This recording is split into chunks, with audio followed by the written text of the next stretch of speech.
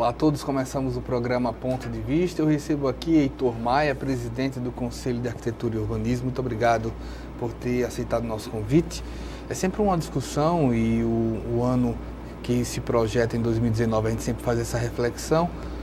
Como pensar a nossa cidade? Estamos na capital, de uma certa maneira a gente pensa antes de tudo a capital, mas como pensar esse desenvolvimento urbano pela ótica da arquitetura hoje? Bom, prazer todo nosso estar aqui. Mais uma vez a gente agradece esse espaço que a TV Assembleia propicia, o Conselho de Arquitetura e Urbanismo de Alagoas. E a gente percebe que esse ano de 2018 é um ano em que a gente presenciou e percebeu poucas ações relacionadas à melhoria na infraestrutura urbana, relacionado à cidade como um todo. Sim. As perspectivas de 2019, enfim, é uma grande incógnita, mas em função de uma situação econômica, nós não esperamos uma grande modificação do panorama 2018. Pelo contrário, né? Então pode ser até que a situação piore. Mas, de qualquer maneira, a gente espera que, enfim, que a situação, realmente, as ações, elas realmente aconteçam em benefício da cidade e em benefício da população de Maceió. Você consideraria, presidente, a mobilidade ainda, o trânsito e a mobilidade urbana ainda o ponto-chave, o mais importante num caso de desenvolvimento numa cidade como Maceió? Eu não tenho dúvida, a mobilidade urbana é um problema nacional. Então, as capitais urbanas, elas estão superlotadas, né, de veículos, então uma demanda muito grande de veículos cada vez mais, e essa dificuldade de locomoção e de mobilidade urbana. Agora, evidentemente que Maceió não foge à regra, mas pelo menos não é comunicada à população as ações de planejamento que porventura estejam sendo feitas. Então, se existe, nós desconhecemos, mas que seria necessário, sem dúvida nenhuma, já um trabalho de discussão, de planejamento, no sentido de melhorar a mobilidade urbana através de sistemas de transporte em massa, alternativas de vias na cidade de Maceió, vias periféricas.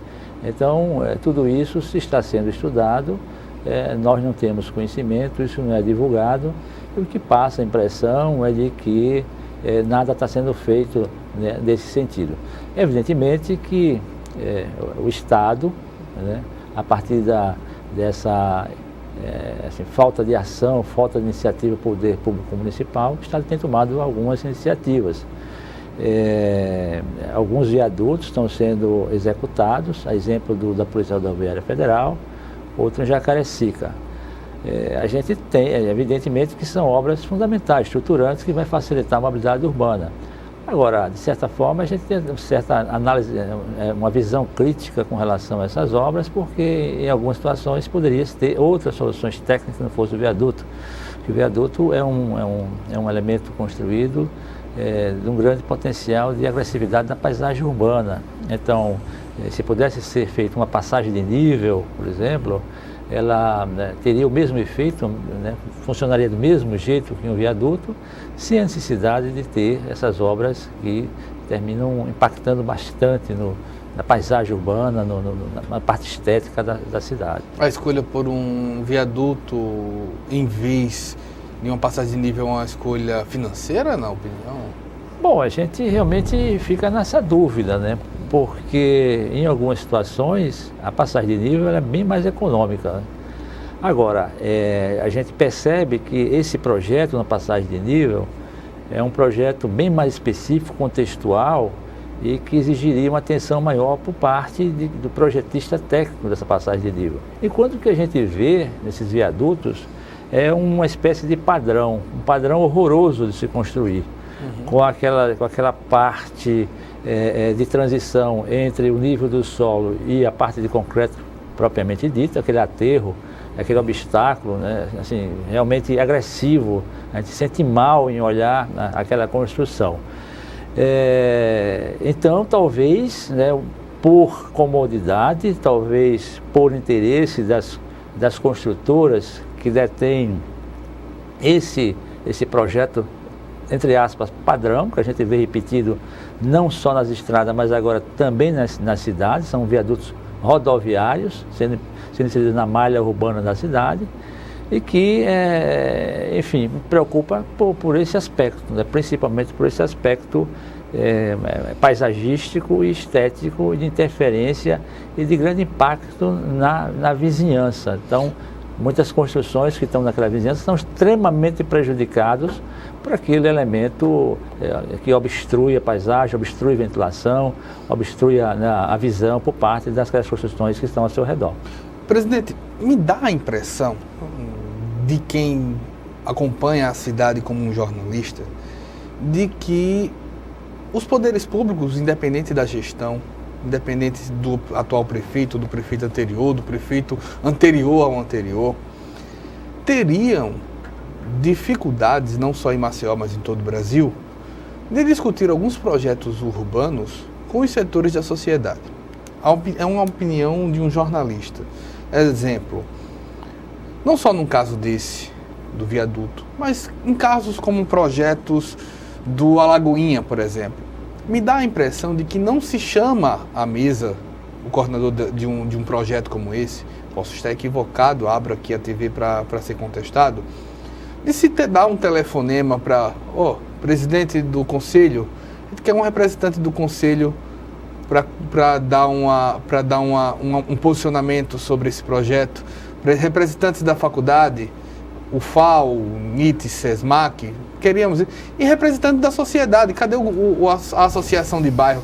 A impressão que me dá como jornalista é de que esse projeto já chega na sociedade tutelado. É isso daqui que vai acontecer no seu bairro, na sua casa. Não falta essa discussão que muitas vezes pode até baratear um projeto como esse na cidade? Além de ser justo se discutir com quem vai usar? Eu não tenho a menor dúvida disso. Na verdade, o poder público sempre alega que faz as tais audiências públicas. Mas as audiências públicas, além de serem insuficientes, não é um espaço técnico adequado para se discutir profundamente esses projetos, né? São mais cenários que se montam de propaganda desses empreendimentos, onde alguns atores usam esse espaço para marcar uma posição pessoal, política ou de grupo, com pouca eficiência e com pouco resultado prático. Elas são instrumentos legais importantes, não estamos negando.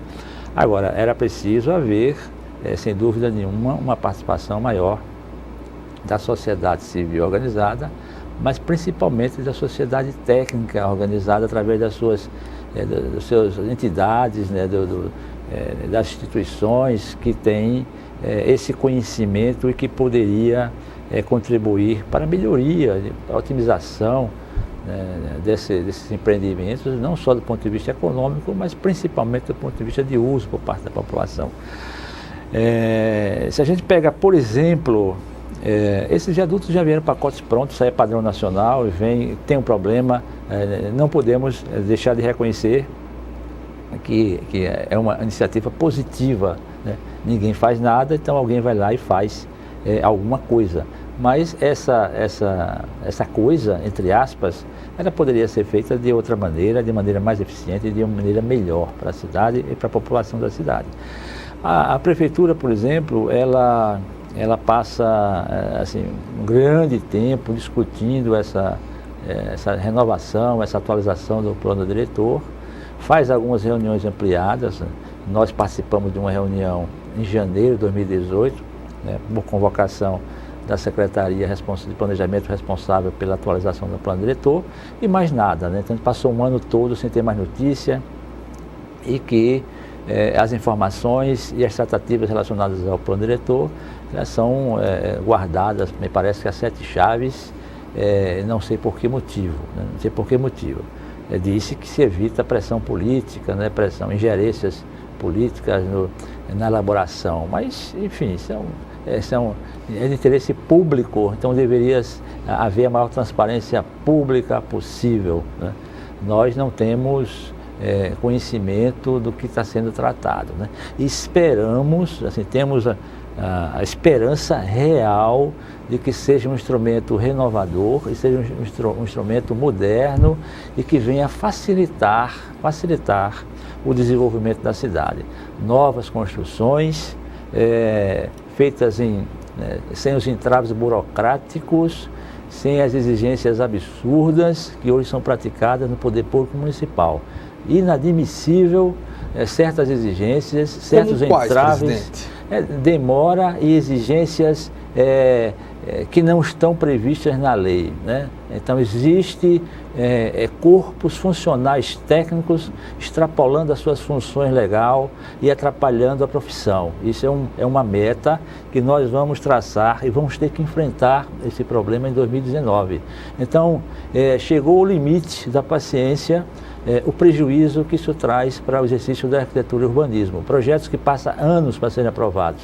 Então, nós temos que estabelecer uma relação de corresponsabilidade. Nós temos responsabilidade. O Conselho é uma entidade pública que tem responsabilidade pública. A Prefeitura não é a única que tem responsabilidade pública. Nós temos responsabilidade pública, nós temos um código de ética. Esse código de ética é um código que está funcionando, é um código que existe para estar sendo aplicado, e o nosso compromisso é de que os profissionais assumam responsabilidade técnica que lhes compete, e a Prefeitura assuma a sua parte que lhe compete, que é a parte muito específica de respeito ao interesse público. A Prefeitura compete tratar do interesse público, ou seja, resumindo, nas edificações ele tem que tratar dos recursos que interferem na vizinhança, taxa de ocupação, coeficiente de aproveitamento que diz respeito à demanda de infraestrutura relacionada ao bairro e à cidade, o gabarito e outros elementos que diz respeito ao interesse público. A parte interna da edificação é de responsabilidade de quem faz.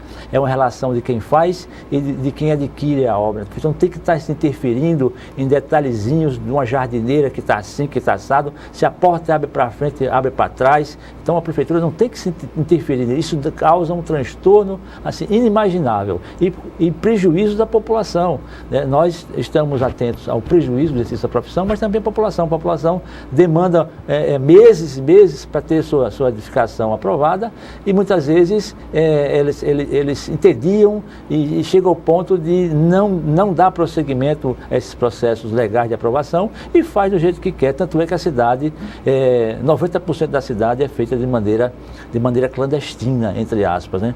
Então muito dessa clandestinidade é culpa e responsabilidade do poder público municipal, que não age a tempo, né? que não age de maneira a que as pessoas tenham as suas edificações legalizadas, só colocam dificuldades, e muitas dessas dificuldades onde não existe motivo para isso. Quando a gente pensa a forma de se pensar, de se estruturar uma cidade, a gente tem ouvido, e a gente ouviu nas últimas décadas, histórias como ou proposições: é preciso que a população se engaje, é preciso que a população esteja junta, e você vê exemplos até de bons resultados, não só em países como da Europa, Espanha, mas até aqui na América Latina. No entanto, na opinião, o trabalho que se tem de conscientização urbanística da cidade pelo cidadão não carece, de uma certa maneira, do poder público de explicar, dizer bem assim: olha, o papel é esse, a função, a cidade. Por exemplo, se você perguntar para o maceioense que uma cidade ela deve ser estruturada em zonas, que tem a área comercial, que tem uma área habitacional, que tem áreas de preservação, ele não vai, a grande parte não vai entender do que está se falando. E se você for em várias outras cidades, você vê claramente isso muito. Basta entrar. Aqui é uma área habitacional, aqui é uma área comercial, aqui é uma área industrial. Por que falta essa conscientização? Bom, aí realmente talvez falte um trabalho de maior divulgação, trabalho de conscientização, campanhas de esclarecimento com relação a esse aspecto. Agora, de qualquer maneira, a população também precisa colaborar, né, com o interesse público, vamos assim dizer, né? Então, tudo é questão de de educação, mas assim, nada impediria de haver campanhas educativas, campanhas de conscientização, evitar se jogar lixo nas ruas, uma campanha de evitar se ligar esgoto clandestino. Então, eu acho que a população também tem que dar essa contrapartida, né, de consciência e de entender. Independente de consciência, porque muitas vezes o esgoto ele é numa área nobre, né? Exatamente. Pois é. Então, assim, essas áreas são áreas em que quem polui normalmente não é quem usa a praia da frente, né? A praia que eles utilizam são praias em balneários de luxo. Então, a praia é usada como um elemento contemplativo de paisagem, né, como valorização do seu imóvel. E exatamente por falta dessa consciência, mas a consciência não é assim, decorrente de falta de educação, não. Então, muitas vezes você tem até uma boa educação, mas falta essa consciência coletiva, falta da consciência coletiva. As pessoas são muito individualistas, elas sempre raciocinam da sua porta para dentro, né, da porta para fora. Não é problema dele ou não está preocupado com o que vem a ocorrer a partir das suas ações. A gente está indo aqui para o nosso primeiro intervalo. Eu estou aqui com o presidente do Conselho de Arquitetura e Urbanismo, Heitor Maia. A gente volta já.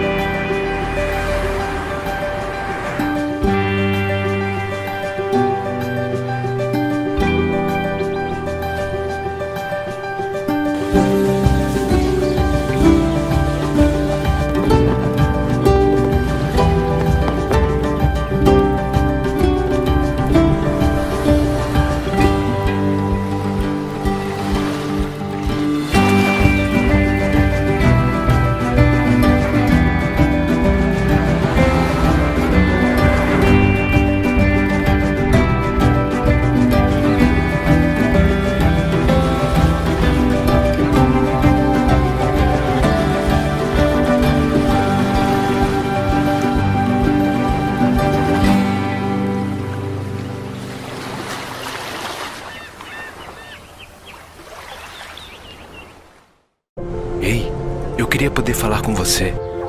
Te falar desses últimos meses e como tudo tá melhor. Eu percebi que viver é incrível, mais do que eu imaginava.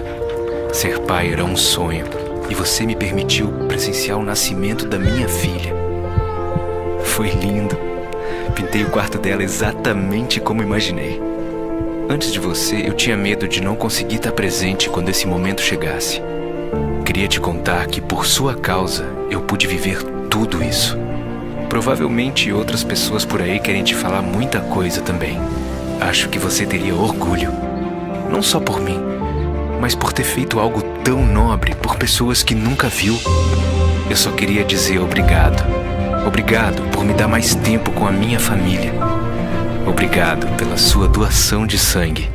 Doe sangue regularmente. Tem sempre alguém precisando de você. Procure o Hemocentro mais próximo e seja um doador.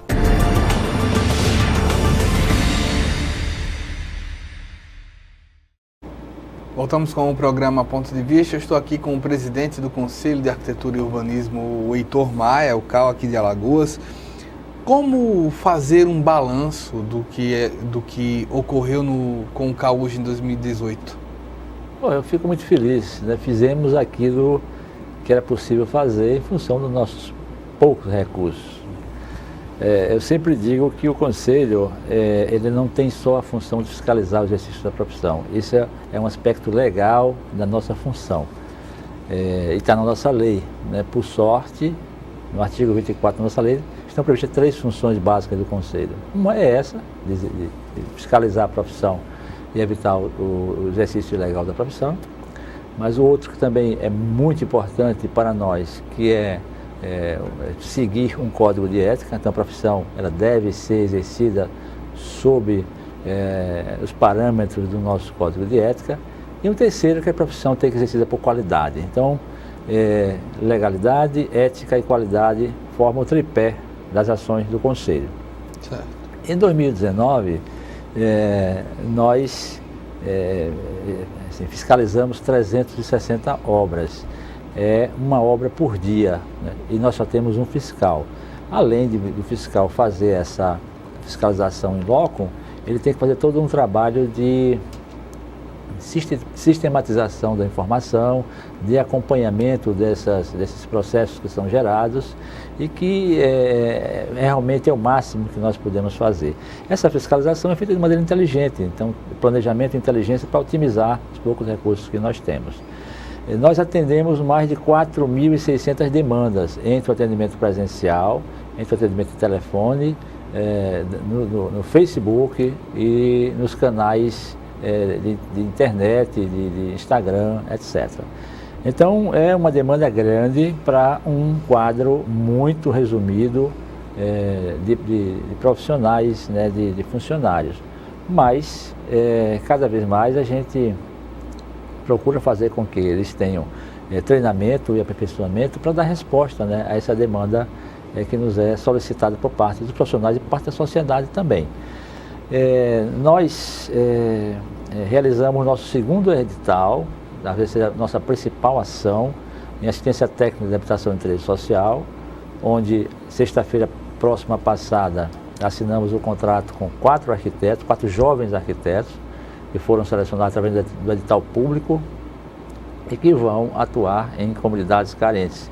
Num primeiro momento, em parceria com o governo do estado e com a ONU Habitat. É uma iniciativa pioneira no Brasil, pioneira, inovadora e que vai dar, não tenho dúvida nenhuma, excelentes frutos. Temos uma limitação de recursos, mas o potencial é muito grande se compararmos a otimização do que nós estamos fazendo. Vamos primeiramente atuar numa grota chamada Grota da Bananeira, onde já tem um trabalho de triagem feito pela Secretaria de Infraestrutura do Estado e posteriormente vamos atuar em outras grotas a partir do trabalho, uma demanda que for feita através da Secretaria de Infraestrutura. Então, assim, a gente fica muito feliz dessa iniciativa nossa, que também é pioneira a nível Brasil. Os conselhos, eles têm a obrigação de aplicar 2% do seu orçamento nessa área. Nós, sabedores da importância e da estratégia de atuar nessa área, fizemos o esforço e triplicamos esse recurso para 6% do nosso orçamento e esperamos que as comunidades sejam beneficiadas, né? Principalmente são ações em benefício da comunidade. Evidentemente que serve para que cada vez mais a arquitetura e o urbanismo seja levada para a sociedade tome conhecimento e desmistifique também a ideia de que o arquiteto ele só atua nas classes mais favorecidas. Então temos um universo grande para atuar, já que grande parte da população, segundo uma pesquisa feita por nós em 2013, 85% da população brasileira constrói, né, sem nenhuma assistência técnica por parte de arquiteto, nem tampouco de engenheiro. Então vamos atuar nessa camada da população e a partir de 2019 já temos, dentro do previsto do nosso orçamento, a terceira edição, né, com a contratação de mais 4 arquitetos, para cada vez mais a gente ampliar. Se espera que as prefeituras, né, elas demonstrem interesse em ter o seu déficit habitacional, de certa forma, assim, resolvido também através dessa iniciativa e que se predisponham a investir, né, nas melhorias habitacionais, e nós colaboramos na elaboração dos projetos, né, no sentido de beneficiar a população. Um dos desafios dos conselhos ter uma inserção maior dos arquitetos nas prefeituras como um todo, por exemplo, em Alagoas, nos 102 municípios? Não tenha dúvida. A nível nacional, uma comissão que trata de política profissional, dentro do CAU Brasil, do CAU BR, dentro das suas ações estratégicas, uma seria essa, assim, uma iniciativa que visasse ter pelo menos um arquiteto por prefeitura. Isso.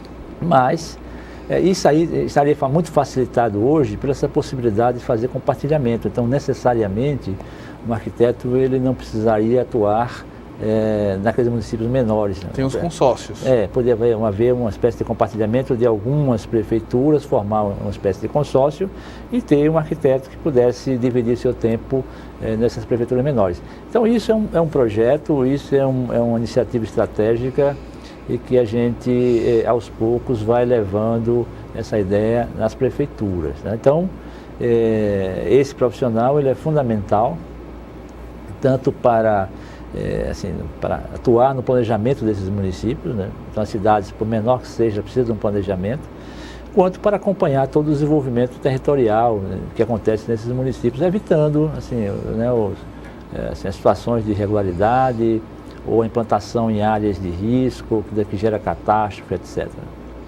A gente também tem analisado a necessidade de todos os municípios terem e desenvolverem, de uma certa maneira, cumprirem o seu plano diretor. Como o CAL tem analisado a questão do plano diretor das cidades de Alagoas?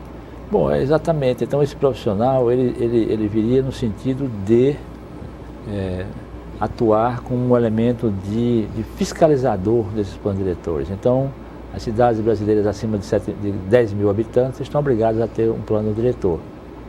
Muitas têm, mas a grande maioria tem esse plano diretor como um instrumento burocrático para atender determinadas exigências feitas pela legislação, pelo governo federal, e que não tem uma aplicação adequada, nem o cuidado na sua aplicação, nem a fiscalização na sua aplicação. A ideia de a gente ter esse arquiteto nas prefeituras, ele vem exatamente nesse sentido, de fazer com que os planos diretores sejam elementos concretos e dentro da realidade, né, desses municípios. Quando se vê, por exemplo, o último plano diretor que eu tenho conhecimento de Maceió é de 2005. 10 anos é um tempo que, no caso 13, demanda uma atualização? Não tem a menor dúvida. Então, assim, cada vez esse prazo de atualização deveria ser menor. Na sociedade, durante os últimos 13 anos, ocorreram mudanças muito grandes, né? Então, é um plano totalmente defasado. É claro que tem alguns princípios que devem ser mantidos, mas alguns conceitos eles têm que ser totalmente modificados, né? Então, a cidade, ela, do ponto de vista da sua organização territorial, ela já aponta alguns vetores que não estavam previstos em 2015, né? Já em 2005. Então, é preciso haver esse reordenamento. A cidade Maceió precisa, está em fase final da elaboração, acho que existe uma proposta final de tratar também um plano diretor de habitação de interesse social, que são os PLIs, mas acredito que o fundamental nesses planos é que eles também façam essa previsão desburocratizar, né, o plano. Os planos são muito extensos, são legislações muito extensas, muito complexas e que pouca gente tem o domínio sobre elas. Então, é preciso que haja um plano diretor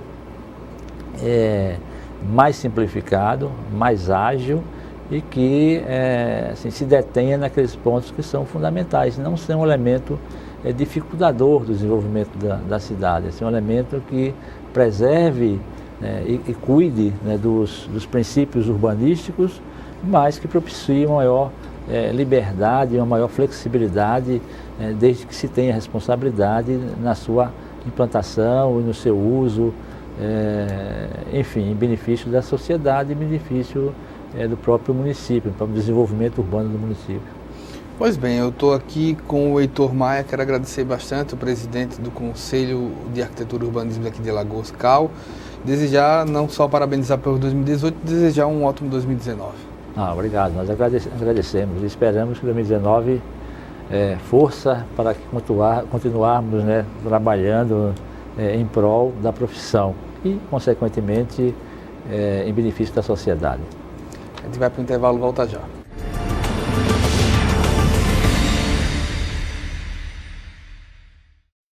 Toda foto ele tá sorrindo. Ele é muito carinhoso, ele é tudo pra mim. Eu não me imagino viver sem ele. Era o caçula, tinha pouco tempo que tinha parado de mamar, então aquilo tudo parecia que era mentira, né? Uma criança daquele tamanho ia ter um câncer. O grande problema do câncer infantil é porque a grande maioria dos sintomas são muito parecidos com sintomas de doenças normais da infância. Existe, criança pode ter câncer, mas hoje não é mais uma doença fatal, é uma doença tratável. O diagnóstico foi rápido, A equipe médica deu todo o apoio e hoje a gente pode comemorar a vitória. Eu estou muito feliz pelo progresso dele, por tudo que ele anda agora fazendo e antes ele não podia fazer. Então agora ele está caminhando a cura dele. Falta pouco. É um amor, é uma vitória para mim e para ele.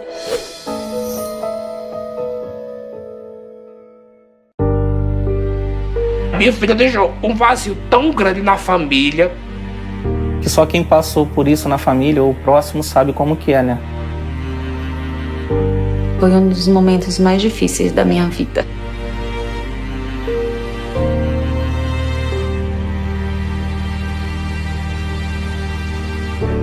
Minha filha não era doente, muito saudável, nunca foi doente. E pelo mosquito minha filha se foi.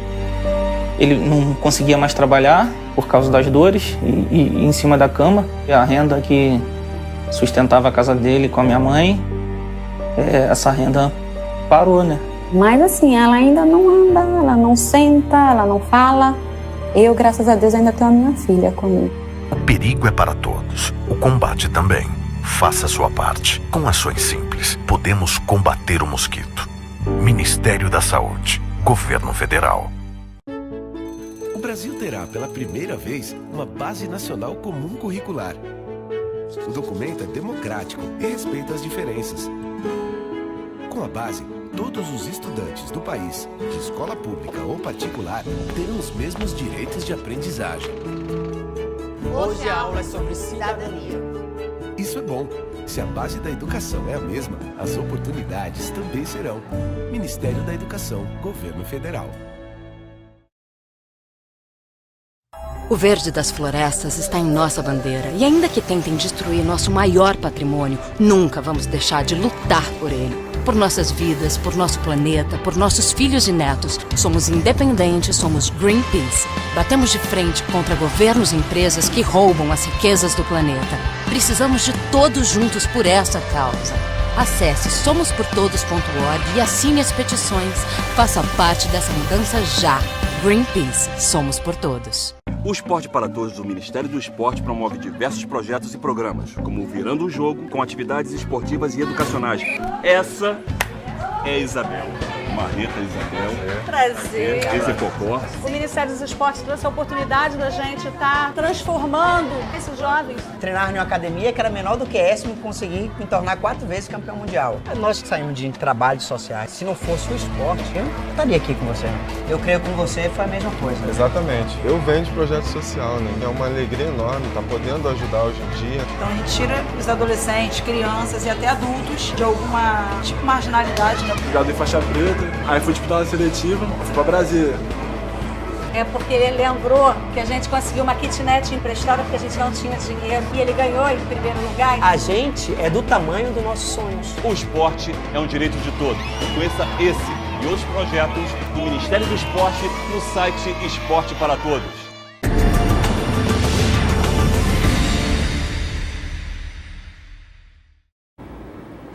Voltamos com o programa Ponto de Vista, aqui comigo Everton Calado, psicólogo. Everton, a gente tem visto o Brasil discutir bastante a questão da escola, a perspectiva da escola, e não faltou esse ano um debate sobre qual o melhor modelo para o ensino médio, qual o melhor modelo de educação, se à distância, se militar, quais as perspectivas que a psicologia tem analisado para a educação atual no Brasil.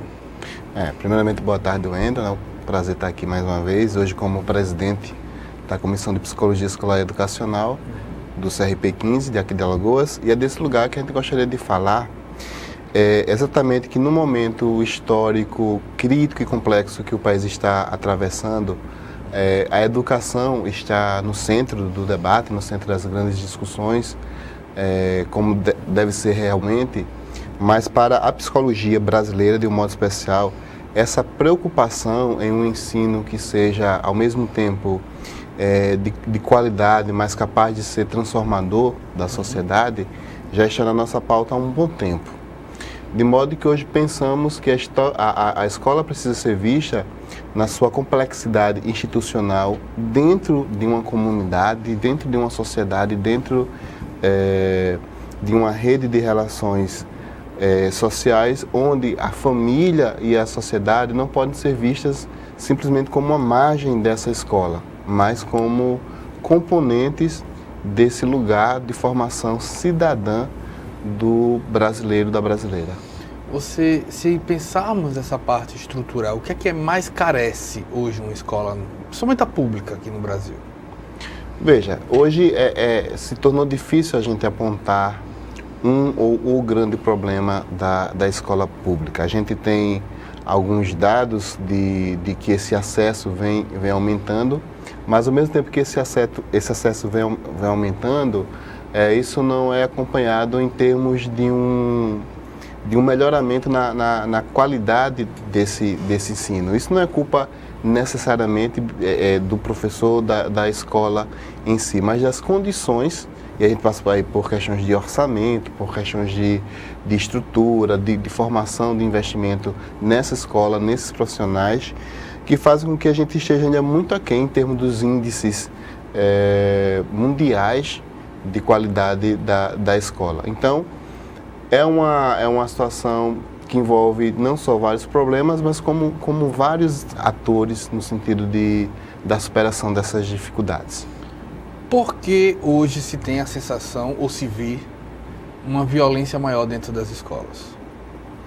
Novamente, como inclusive isso foi um dos grandes pontos de pauta da discussão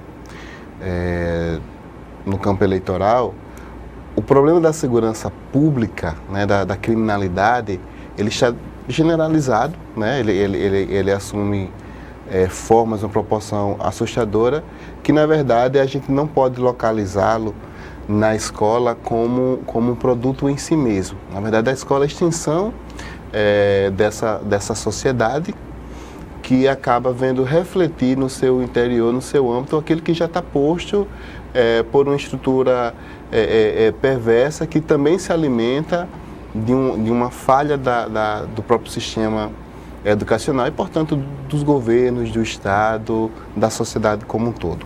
Agora, o que acontece especificamente dentro das escolas? A gente vai ter tanto o famoso fenômeno chamado de bullying, da agressividade entre pares na escola, como a situação do próprio tráfico se presentificando nesses ambientes, a própria violência, como falei, entre pares contra o próprio professor.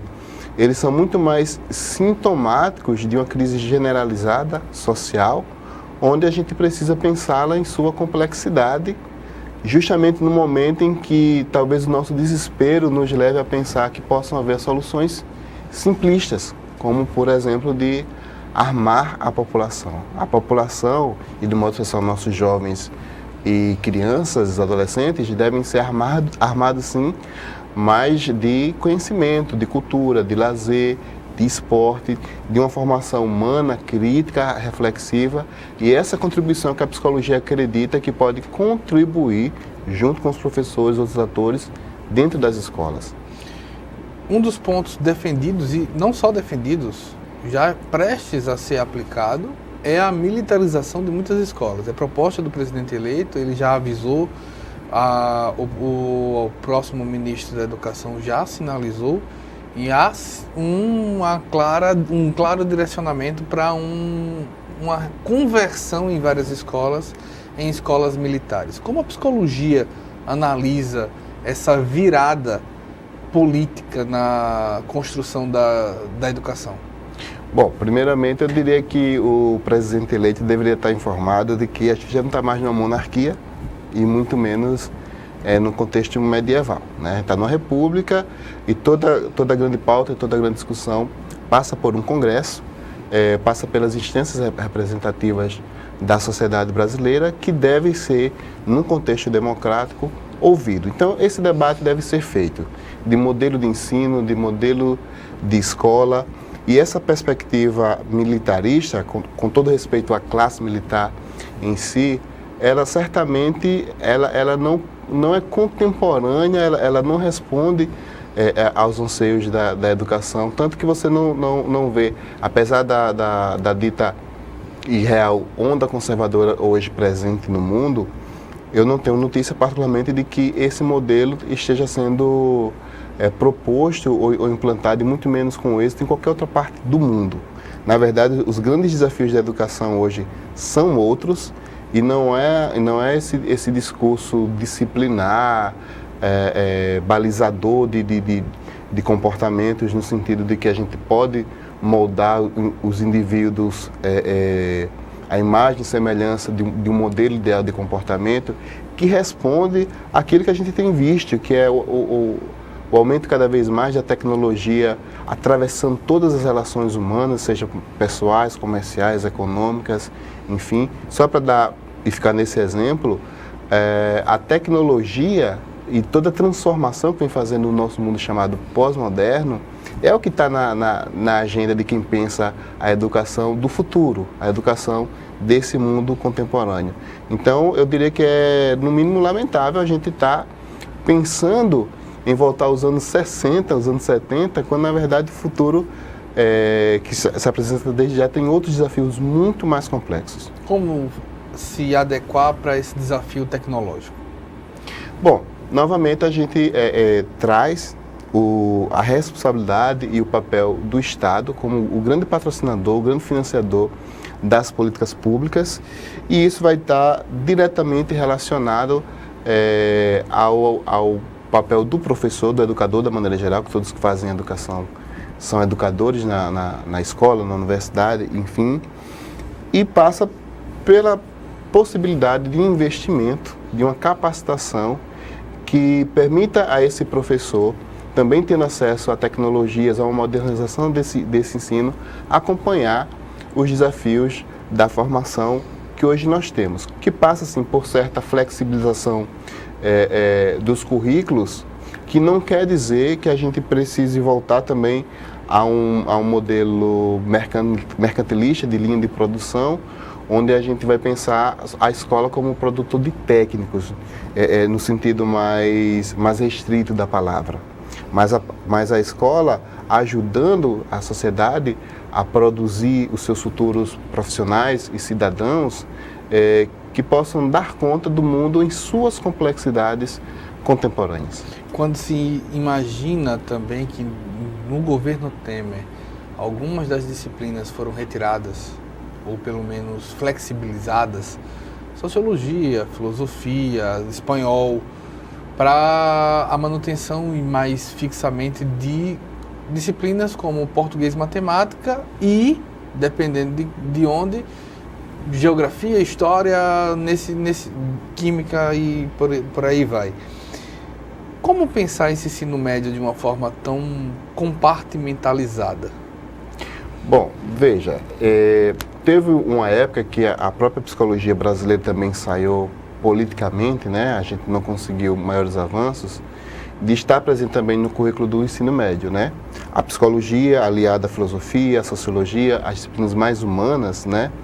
Colaborando nessa formação mais crítica, mais reflexiva de um cidadão, de um jovem que tem diante de si a universidade ou o mundo do trabalho em sua complexidade, que certamente precisará ter um conhecimento instrumental, a física, a matemática, o português, essas linguagens todas muito bem trabalhadas, mas a gente acreditar que dispensando essa capacidade reflexiva, a gente estaria produzindo um trabalhador, um técnico ou um jovem que, afeito a esse mercado, pode ajudar o desenvolvimento econômico e social do país por essa capacidade técnica sendo superlativa, quando, na verdade, o grande desafio do homem pós-moderno, do humano pós-moderno,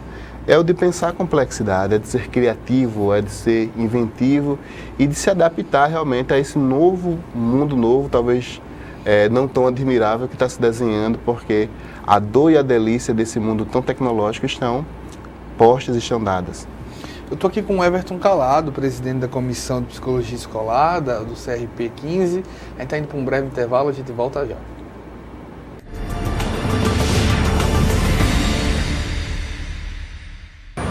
Quando fiquei sabendo que tinha tuberculose, imaginei, é o fim. Mas logo descobri, tuberculose tem cura. Se parar o tratamento, a doença pode voltar, mais forte. Família, amigos, profissionais de saúde, todos juntos contra a tuberculose. É bom saber que eu não estou sozinho. Em caso de tosse por mais de 3 semanas, procure uma unidade de saúde. Pode ser tuberculose e o tratamento precisa ser feito até o fim. A ditadura foi uma época de violação de direitos. E muitos dos documentos que contavam os detalhes sobre os crimes cometidos foram censurados, escondidos ou destruídos. Hoje, muitos deles estão disponíveis no site bnmdigital.mpf.mp.br. Acesse, pesquise e não deixe a história desaparecer, muito menos se repetir.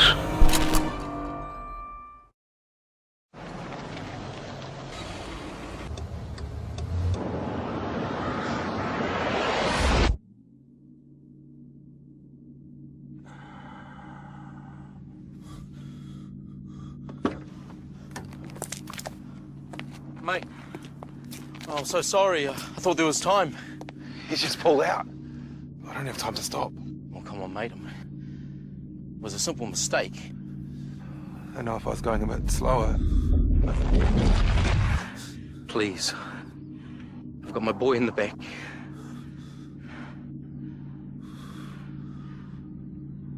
I'm going too fast. I'm sorry.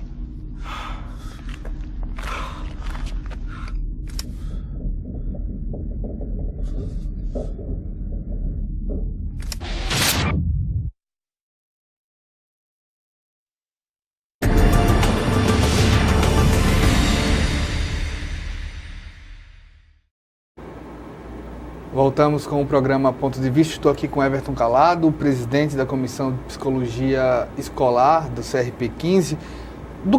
Qual o principal trabalho da comissão, Everton? Antes de mais nada, antes de falar da comissão em si, não podia deixar de registrar uma menção, um respeito e nossas homenagens ao José Félix Villanova, né, que hoje, infelizmente, tivemos de sepultar. E, sem dúvida, um dos grandes nomes, uma das grandes lideranças da história da psicologia alagoana, foi presidente por 3 gestões. E é exatamente também por causa dele que a gente está aqui, no sentido de levar à frente esse legado. E aí foi justamente a convite do Félix, ainda como presidente, há 4, 5 meses atrás, eu assumi a missão de estar à frente, de conduzir os trabalhos da Comissão de Psicologia Escolar e Educacional de Alagoas, né? E aí a gente tem como grande objetivo, grande mote hoje, problematizar e levantar discussão junto à sociedade alagoana, junto a todos aqueles que fazem escola, seja na rede pública, no ensino privado, e em extensão ao governo do estado, às prefeituras, a reflexão sobre a presença, a possibilidade e a importância do profissional de psicologia nas escolas, contribuindo para o processo educacional dos nossos jovens, adolescentes e crianças. Qual o quadro atual de psicólogos? Tem? Toda escola tem? Não, pelo contrário, praticamente não tem. Você me permite historiar um pouco. Primeiro, que a gente tem, desde 2009, e isso na época foi a gestão do CRP, o Félix estava à frente, uma lei aprovada na época pelo vereador Galba Novaes, que autoriza, que recomenda como indicativo, né, a contratação de psicólogos e apoio psicopedagógico para todas as escolas do município, que na época eram mais de 200 escolas, né? Houve concurso já depois disso do município, mas infelizmente essa lei não se tornou uma prática efetiva, embora a gente tenha alguns psicólogos sim trabalhando na Secretaria Municipal. Mas esse projeto vai completar 10 anos, ano que vem, essa lei implantada. É um dos motes para a gente pensar a implantação dessa presença, esse nível de Maceió. No estado, a gente está mapeando, está buscando essas informações. Temos alguns poucos municípios, na maioria das vezes, com o profissional contratado, né, precariamente, fazendo, às vezes, um trabalho em 8, 5, 6 escolas sozinho, que também não é o ideal. Recentemente, eu quero fazer o justo registro, em Limoeiro da Nadia, um dos vereadores propôs ao Executivo também que contemplasse no seu quadro o profissional da psicologia escolar educacional. Então, para 2019, a gente está se articulando com a Universidade Federal de Alagoas, com o Núcleo de Psicologia Escolar e Educacional de Alagoas, que tem uma produção, uma caminhada já de 5 anos de pesquisa, de discussão, e outros autores, as faculdades privadas, o próprio Conselho Regional e o Sindicato da Psicologia, para que a gente possa abrir espaço e realizar essa inserção, que na verdade nós ainda temos muito pouco, e esse muito pouco, muito mais nas escolas privadas, em algumas grandes escolas privadas aqui em Maceió, sobretudo. Qual o principal efeito da presença desses psicólogos nas escolas hoje? Bom, curiosamente, se torna importante a gente primeiro dizer o que não é o psicólogo na escola, desmistificar a ideia de que a psicologia na escola estaria levando o serviço da psicoterapia, da clínica, de um atendimento meramente individual, no sentido de ajustar o aluno problema, de tratar a famigerada, ainda dita, doença mental do aluno. Quando, na verdade, o psicólogo, como um profissional e um cientista que lida com o processo da subjetividade, que é socialmente determinada também, contribuir no processo pedagógico, educacional, junto ao professor, junto à gestão, fazendo pesquisa, fazendo um projeto de intervenção. Então, o leque de possibilidades de atuação desse profissional na escola é imensamente amplo e justamente não tem a pretensão de que a gente vai estar chegando lá como um Messias, como um salvador da pátria, mas muito pelo contrário, como um agente, como um ator político que vai contribuir com os desafios da relação de ensino-aprendizagem envolvendo professor, aluno, família e comunidade. Porque de uma certa maneira o psicólogo ele tem a capacidade de entender de uma forma coletiva os problemas daquela comunidade escolar e poder desenvolver trabalhos nesse sentido. Sem dúvida nenhuma. Veja, a psicologia escolar é uma das áreas mais clássicas e tradicionais da psicologia, né? Sobretudo aqui no Brasil.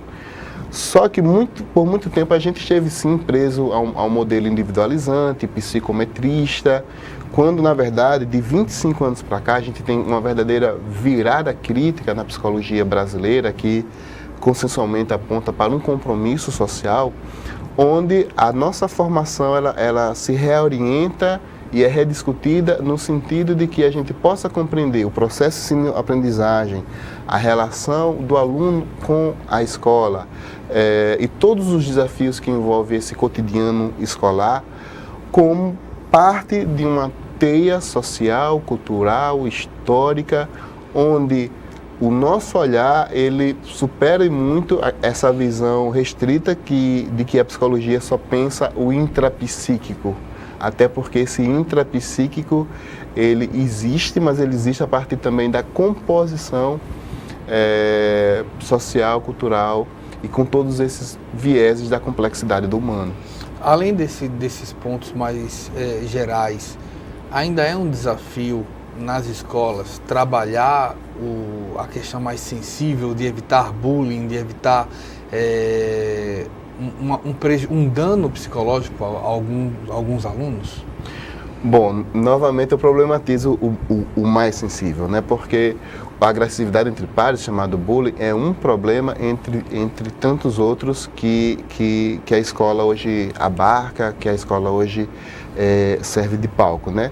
A gente tem questões graves, como temos o índice de analfabetismo ainda muito grandes, a gente tem um número de analfabetos funcionais estando e saindo das escolas muito grande, o que aponta a gente discutir o problema do ensino-aprendizagem, as questões psicopedagógicas mesmo.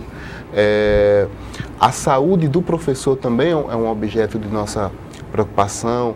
A implantação efetiva de um olhar teórico, pedagógico nas escolas também tem a ver com a psicologia, porque Piaget, Vygotsky, Maria Montessori são nomes que estão nessa relação. Então, a violência, o bullying, a drogadição, do ponto de vista da presença do tráfico inclusive, o afastamento da família, o não envolvimento dessa família no acompanhamento, enfim, é uma miríade de situações que não só coexistem, como de certa forma estão interrelacionadas. A questão do bullying, para não fugir especificamente à sua questão, ela está muito relacionada a um processo de educação cultural e social, onde um certo discurso que coloca também a própria escola como uma panaceia que vai substituir aquilo que é papel de uma educação basilar, que tanto passa pela família, mas pela cultura que estamos construindo, onde muitas vezes, ou talvez na maioria das vezes, infelizmente, respeito e solidariedade, tolerância, já não são valores tão devidamente cultivados. Um outro assunto, de uma certa maneira, outra proposta do próximo presidente eleito seria dar uma flexibilizada sobre a presença do aluno na sala de aula, tendo algumas disciplinas online ou até a parte do ensino fundamental sendo transmitida por EAD, sendo feita por EAD. Como geralmente se analisa uma educação à distância como algo que requer do aluno, do aprendiz, uma disciplina, uma consciência, porque a fiscalização não é tão possível a ponto de uma presença de presencialmente. Como a psicologia vê os atuais modelos educacionais em que se pensa muitas vezes da parte não só tecnológica, mas a parte de transmissão, de educação à distância? Veja, essa é uma questão complexa e delicada por aquilo que ela nos leva a pensar. Primeiro, nós temos aí uma deturpação ou quase que um aniquilamento da importância da figura desse tão nobre profissional que é o professor, que é o educador, que é aquele agente principal que constrói essa relação de conhecimento não só mas com o aluno. Então, aquilo que se dá em nível de relação, e o Freud tem um conceito chamado transferência, que fala desse vínculo afetivo, que eu particularmente creio que máquina, tecnologia nenhuma vá sobrepor ou substituir. Então a gente vê com muita ressalva, com muita preocupação que modelo de educação está sendo pensado, até porque isso não foi proposto em campanhas, não foi discutido com a sociedade, e a gente não pode estar à mercê de ideias que não têm nenhum tipo de fundamentação, de experimentação prática, teórica, em lugar nenhum do mundo. Então, para dizer o mínimo, é uma ideia esdrúxula, né, sem a menor fundamentação. Para finalizar, Everton Calado, presidente da Comissão de Psicologia Escolar do CRP, eu queria as considerações e os objetivos da comissão para os próximos tempos. Bom, eu queria aproveitar o espaço e convidar todos os psicólogos que ou pesquisam, ou militam, ou atuam em escolas aqui no estado de Alagoas a entrar em contato com o CRP, a procurar a gente. Estamos fazendo esse mapeamento, procurando saber quem está trabalhando, mas ao mesmo tempo fazer esse convite às autoridades, aos secretários, às secretárias de saúde e educação, aos prefeitos, às prefeitas, a todos aqueles que se interessam, aos conselhos municipais, enfim, a discutir a educação, de modo que dizer que o Conselho Regional de Psicologia, através da sua comissão, está presente, está aberto, quer discutir, quer contribuir e também, sobretudo, dizer que estamos determinados a fazer a discussão para que, logo que possível, a gente possa implementar o projeto de lei que temos no município, já a Lei 5.833 de 2009, da Rede Municipal da Educação, ser contemplada com a psicologia, como também levar esse debate para a rede pública do Estado, uma vez que Paraíba, Pernambuco, Paraná, Goiás, outros estados estão na vanguarda e já contemplando a psicologia na sua rede pública de ensino. Muito obrigado, Everton. Claro. Te agradeço também a você pela audiência. Espero uma próxima oportunidade. Até mais.